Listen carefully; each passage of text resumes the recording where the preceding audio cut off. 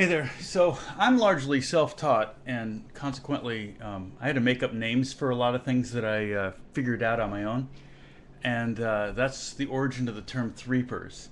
Um, I learned a lot of scales early on, and I noticed that a lot of the scales had two notes, and then three notes, and then two notes per string or whatever, and it was a little bit more difficult to play quickly, especially utilizing right hand speed techniques or whatever, alternating picking and things like that. So I thought, well, what if I tried to play three notes per string, more like a violinist would do? They'll do four notes per string, and kind of play pretty consistent, but you can do that on mandolin too.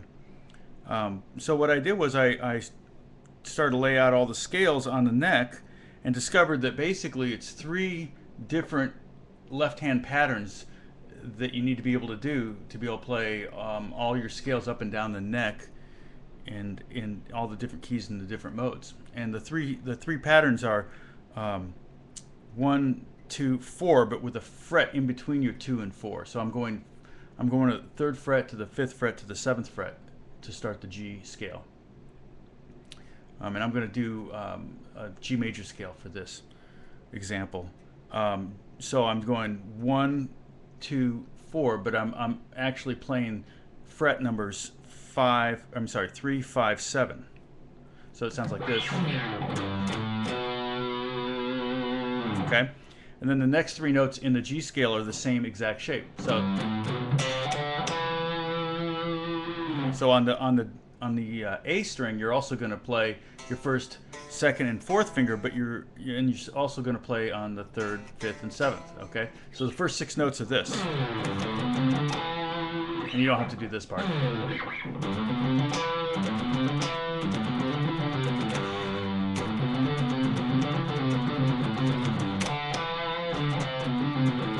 Okay, now the next six notes, the way the G major scale, and this is the only one of all the 7 modes up the neck that lays out this way, but the next two string sets are going to be first finger, second finger, and fourth finger, but this time we're not going to have a fret between the first and second finger, okay?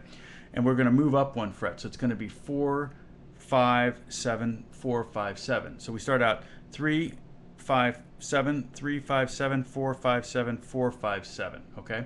And that shape. Okay, so we have two shapes. We have the stretched 1, 2, 4, and then the tight 1, 2, 4. For any better way of saying that, but basically, you notice I'm reaching down. Now, some of my students, when I would teach this to them, they preferred to reach with the pinky, and if that's what you prefer to do, if that feels better in your hand, that's fine. I prefer to reach with the first, especially when going to the next grouping. I just bring my first finger up, and everything else stays the same.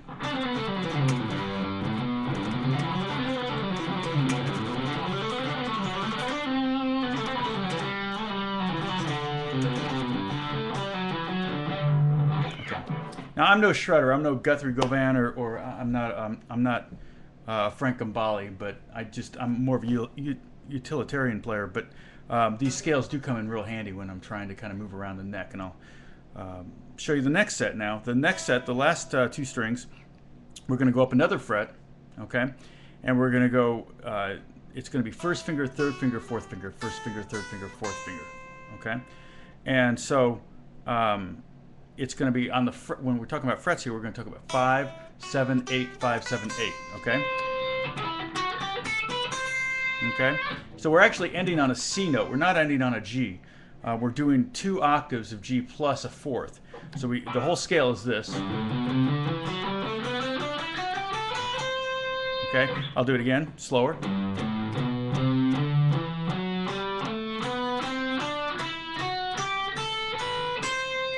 And descending.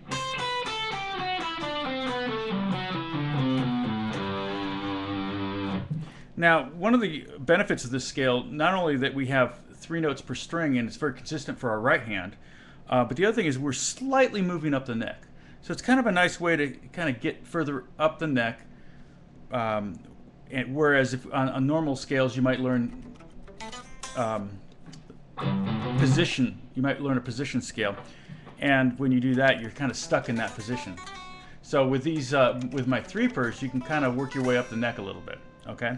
So we added 2 frets to it. We went actually from the 3rd fret to the 8th fret. Okay. So again, the frets on that scale are 3, 5, 7, 3, 5, 7, 4, 5, 7, 4, 5, 7, 5, 7, 8, 5, 7, 8. Okay. Now let me talk a little bit about the picking. There's a couple different approaches for picking.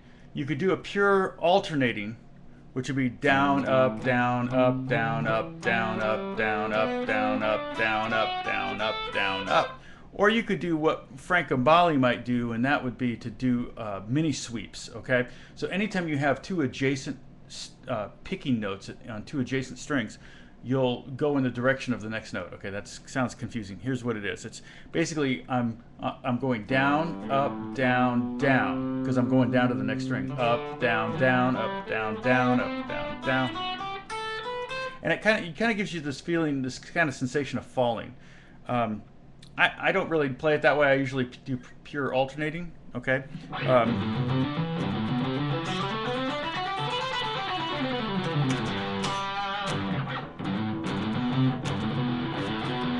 It's hard for me to even think about it.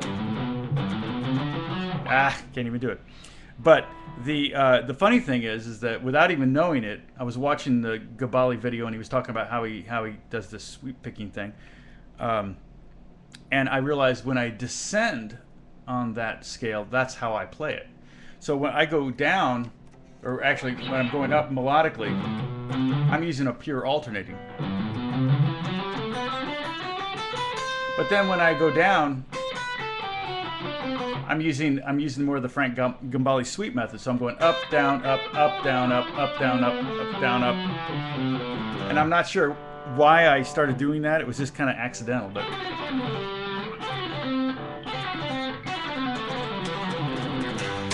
it's definitely faster. I need to work on it going up.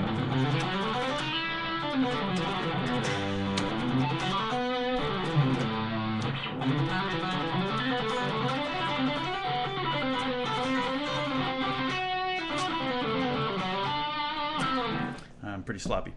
Anyway, so that's the scale. Work on that. Try to get that down. Ascending, descending. Maybe do groupings of 3. You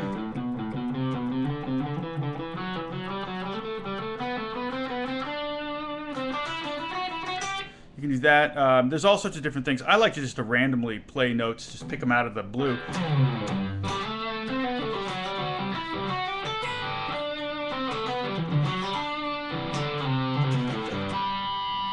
Like that.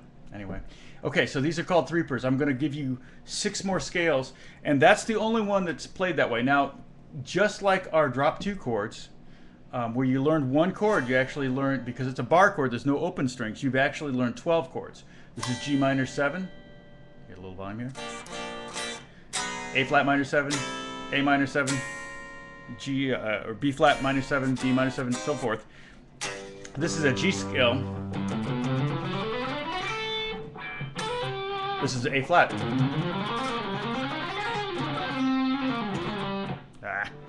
A. B flat.